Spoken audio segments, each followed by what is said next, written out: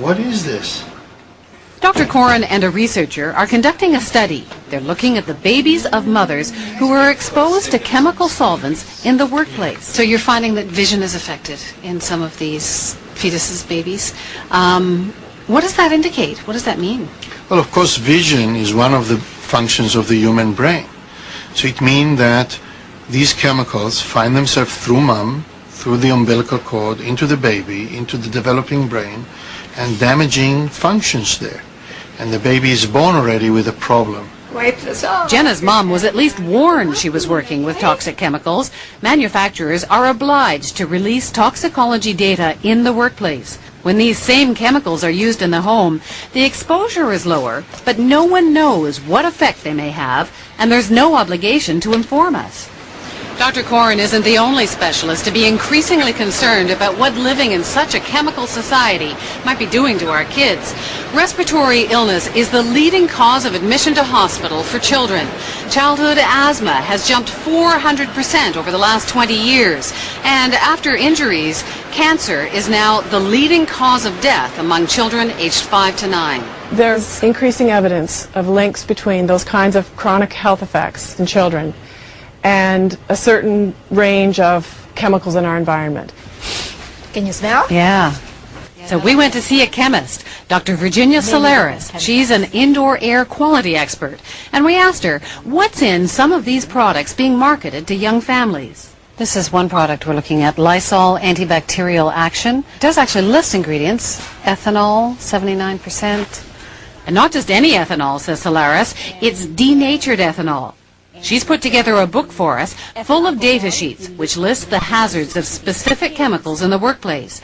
Again, there's nothing like this available on the effect of these chemicals when used in the home.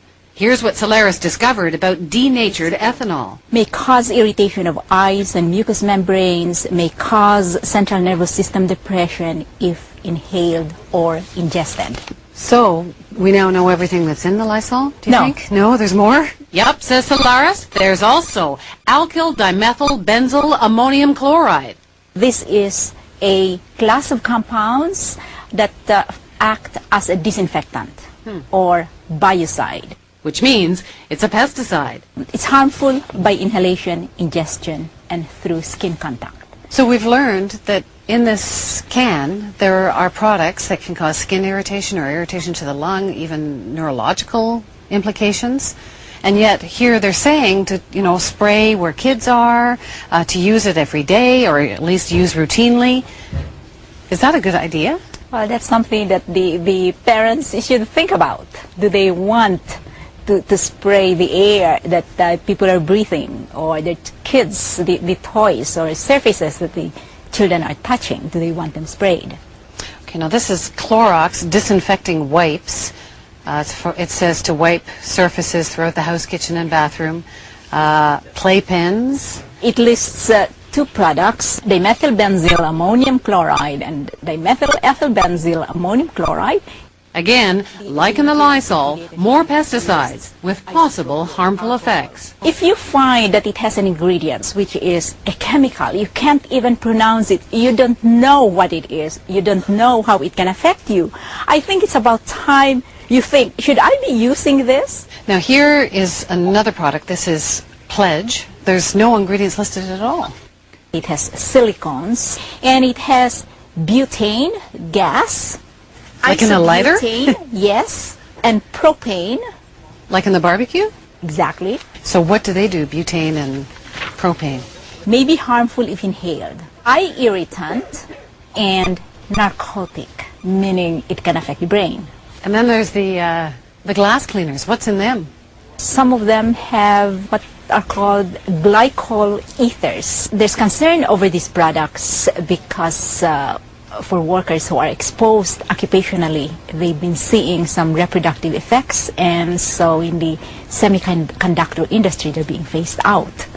What about all the laundry detergents and fabric softeners? I think people assume that they're safe. Is there any cause for concern with chemicals in those? You'd be amazed at the number of chemicals that are used in detergents. They have chemicals to prevent the dirt from sticking back onto the clothing. They've got chemicals to oxidize, and of course you've got the perfumes. You may not be rinsing away all of those chemicals. What kind of exposure do you need to those chemicals before it's harmful? We don't really know. But we know at some level it can be harmful. That's right. There's a labeling system in the workplace that has symbols for both acute and chronic hazards and statements that are supposed to warn. Concern over these products because for workers who are exposed occupationally, they've been seeing some reproductive effects, and so in the semiconductor industry they're being phased out. What about all the laundry detergents and fabric softeners? I think people assume that they're safe. Is there any cause for concern with chemicals in those? You'd be amazed at the number of chemicals that are used in detergents. They have chemicals to prevent the dirt from sticking back onto the clothing. They've got chemicals to oxidize, and of course you've got the perfumes. You may not be rinsing away all of those chemicals. What kind of exposure do you need to those chemicals before it's harmful? We don't really know. But we know at some level it can be harmful. That's right. There's a labeling system in the workplace that has symbols for both acute and chronic hazards and statements that are supposed to warn you about those hazards. It will disclose whether it contains a carcinogen in it or a reproductive toxin or some other chronic health hazard.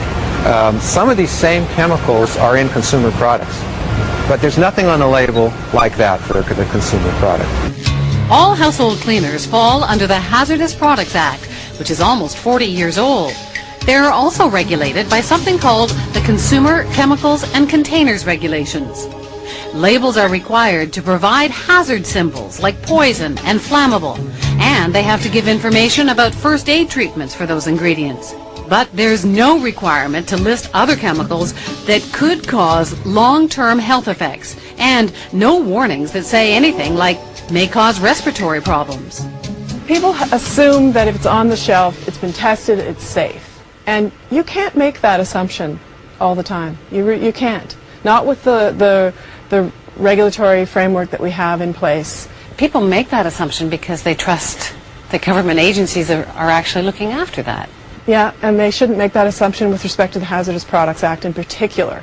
That's a federal law that desperately needs to be updated. It only reacts to problems after they've been identified. And when people start getting sick? Sick or dying. I mean, the kinds of regulations that have been put in place have to do with where children's sleepwear has caught fire, or cords have gotten around their necks, or we found or lead in the paint on cribs, or all of those kinds of things. Those regulations were not put in place until after serious and or fatal health problems occurred. There's some lapsus, some gap in the way we think. I would expect my government, my regulatory process, to expect such tests to be done before something is approved to be used where small children are growing. While Dr. Corrin's regulatory process, Health Canada sent us this email where they say the responsibility for assessing the hazards associated with a chemical product is that of the manufacturer or importer. We wanted to ask Health Canada about its role and about some of the concerns raised in this story, but they refused repeated requests for an on-camera interview. The makers of Lysol, Clorox, and Pledge said they were unavailable for an interview, and so did their trade association. Just doing a casual count, I noticed more than 10 different types of cleaners in your home. Meanwhile, back at the Sauls, Sean has just finished advising Amanda to cut back on some of her cleaning products. So I think I'm going to go through all of them and try and find one or two that will work.